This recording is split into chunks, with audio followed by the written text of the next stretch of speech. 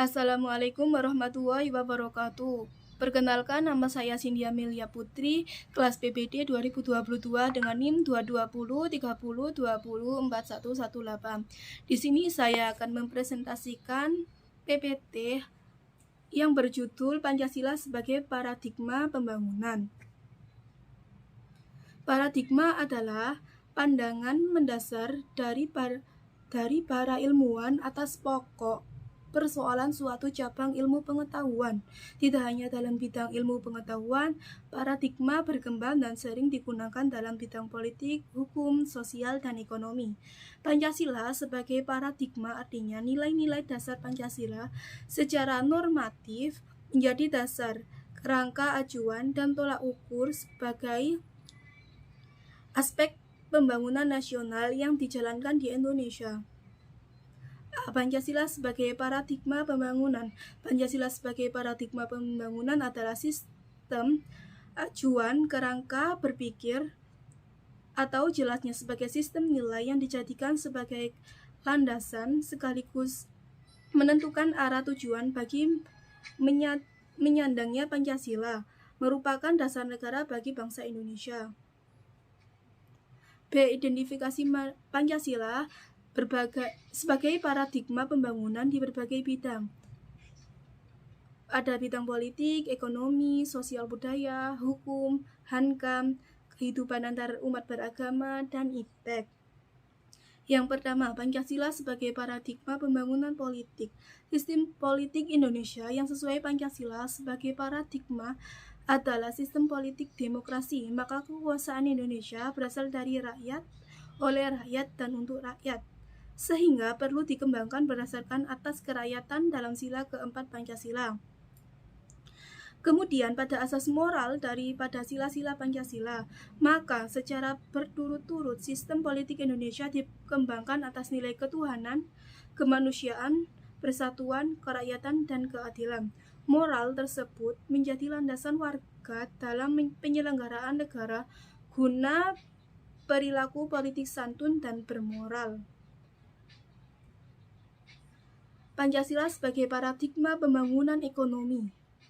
Pancasila sebagai paradigma pembangunan ekonomi dengan sistem ekonomi pada nilai moral daripada Pancasila. Secara khusus, sistem ekonomi harus didasarkan pada dasar moralitas ketuhanan pada sila 1 dan kemanusiaan pada sila kedua, menghasilkan sistem ekonomi berperi kemanusiaan. Sistem ekonomi berdasar Pancasila berbeda dengan sistem ekonomi liberal yang hanya menguntungkan individu tanpa memperhatikan manusia lain.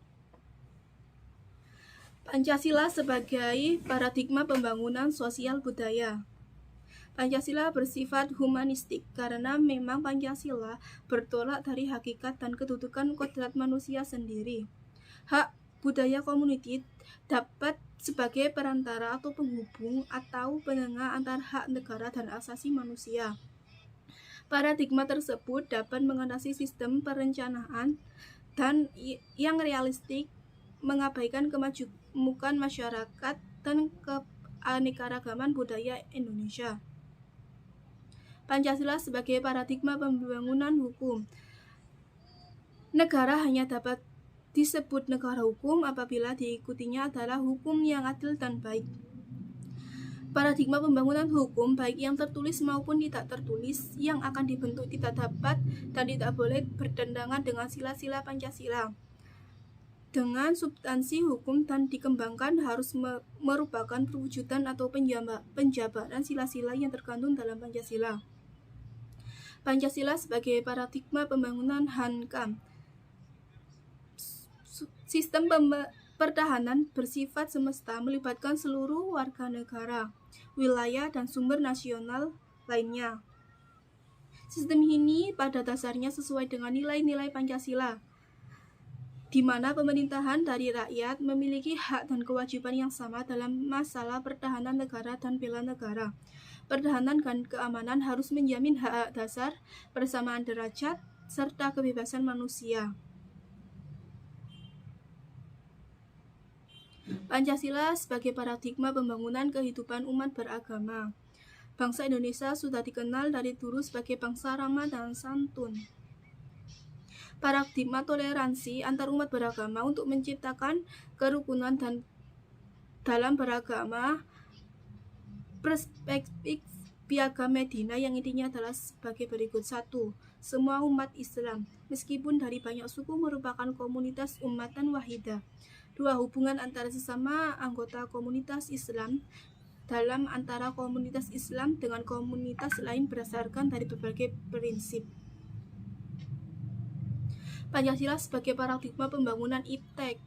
Iptek mampu membantu manusia dan memudahkan kehidupan manusia. Selain itu, iptek penting bagi lembaga pendidikan sehingga iptek tidak bisa dipisahkan dari lembaga pendidikan.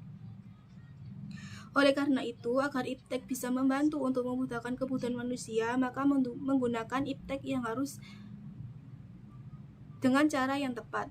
Ilmu pengetahuan, teknologi, dan seni pada hakikatnya merupakan suatu hasil kreativitas rohani manusia. Tujuan yang esensial dari iptek adalah demi kesejahteraan umat manusia, sehingga iptek pada hakikatnya tidak bebas nilai namun terikat oleh nilai. Sekian presentasi dari saya. Wassalamualaikum warahmatullahi wabarakatuh.